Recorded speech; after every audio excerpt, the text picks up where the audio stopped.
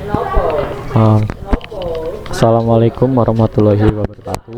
Perkenalkan, nama saya Marcelino Genigan Haryanto dari Prodi Teknik Otomasi kelas D TO5A.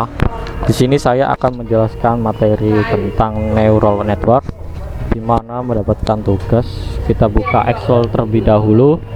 Di dalam Excel tersebut terdapat waktu, terus hari, dari hari 1 sampai hari ke-8, dari angka 1 sampai angka 20. Di sini ada notnya, pengurangan 2 digit NRP terakhir, yaitu digit terbesar, digit terkecil.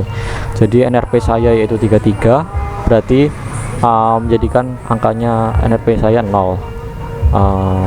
Setelah itu kita rubah beberapa data yang ada di sini, yang sudah saya tandai titik kolom biru ini, saya watermark biru, dimana 0,8, 0,6, 0,8, 0,6. Lalu kita pindah ke sini.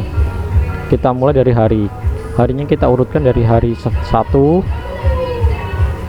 2, hari 3, hari 4, hari 5, hari 6, hari 7, hari 8, dari angka 1 sampai 20. Lalu kita masukkan data hari 1 ini sampai 20 di PV ini, dan seterusnya sampai ke hari 8. Jika sudah, lalu kita pindah ke aplikasi IBMSS Statistic Data Editor. Kalau kita pindah data tersebut, kita copy, kita masukkan. Setelah dimasukkan dari angka 1 sampai 160, lalu kita ubah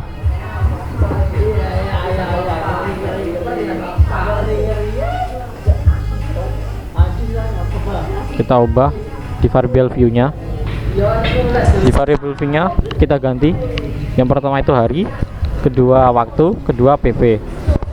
Setelah itu value hari kita ganti di sebelah kanan, di klik kanan, dari hari ke-1 sampai ke hari ke-8, dimana value itu angka 1, labelnya itu hari ke, dari 1 sampai ke 8. Oke. Setelah kita kita ganti di hari ini nominal. Mengapa kita ganti nominal?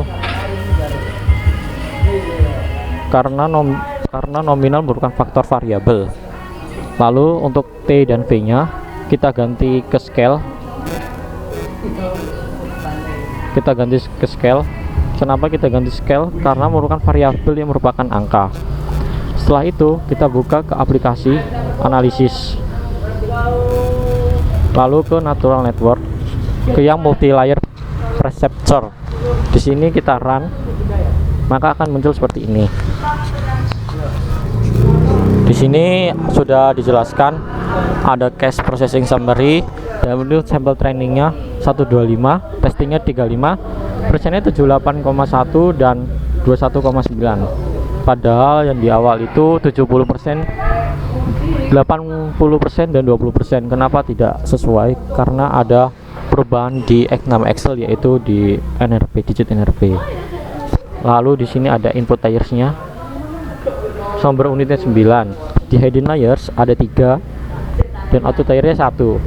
Maka kita lihat ke bawah, di sini ada 9, yaitu bias, hari 1, hari 2, hari 3, hari 4, hari 5, hari 6, hari 7, hari 8, dan T. Maka ada 9. Lalu untuk hidden layers ada 3, yaitu H1.1, H1.2, H3.3. lalu ada PV, yaitu outputnya. Setelah itu kita turun ke bawah, dimana setiap anak itu berbeda dengan hasil model summary-nya, yaitu sum of squares errornya 61,346 dan relative errornya 0,989. Lalu untuk testingnya yaitu 11,569 dan relative errornya 0,923. Lalu kita turun ke bawah, di predictive value ini yaitu 0,6 sampai 0,65, lalu ada 0,8 sampai 0,85.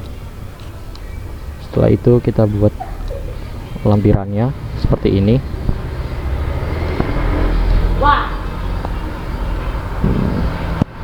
Jika sudah, maka akan training memperoleh persentase 78,1% dan testing memperoleh persentase 21,9. Pada deklarasi awal dinyatakan bahwa nilai training adalah 80% dan nilai testing adalah 20%. output yang ditampilkan pada SPSS terdapat perbedaan pada settingan awal. Hal ini karena perubahan NRP. Sedangkan data yang valid adalah 160 data. Data semua valid dibuktikan di nilai exclude yaitu 0. Total keseluruhan data sebanyak 160 data dengan presentasi 100%.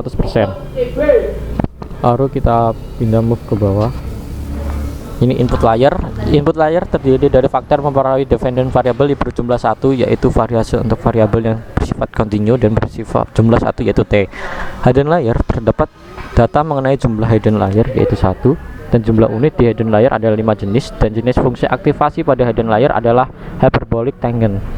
Lalu ada output layer yaitu terdiri dari dependent variable berjumlah 1 yaitu PV. Jumlah output adalah 1 jenis dan aktivasi adalah infinity dan fungsi errornya berjenis sum of square. Di sini dapat dijelaskan data di atas dapat dinilai rata-rata yaitu 0,989 pada bagian training dan 0,923 pada nilai relative error pada data training. Dari data tersebut semakin banyak konstruksi hidden layer, maka semakin lama proses training time. Dan apabila jumlah data relatif sedikit, maka semakin kecil pula nilai akurasi model summary. Dapat dilihat pada grafik di atas yaitu titik-titik konsentrasi rentan data di mana pada rentan 0,6 hingga 0,65 dan jumlah data lebih banyak dominan dibandingkan jumlah data pada rentan 0,8 dan 0,85. Hal ini dikarenakan rentan pada data 0,6 dan 0,5 mempunyai presentasi value sekitar 80%. Sedangkan pada data rentan 0,8 dan 0,85 mempunyai prestige value hanya 20% yang dapat diklasifikasikan data. Mungkin hanya itu saja yang dapat saya sampaikan pada penugasan kali ini. Mohon maaf jika ada salah kata. Wassalamualaikum warahmatullahi wabarakatuh.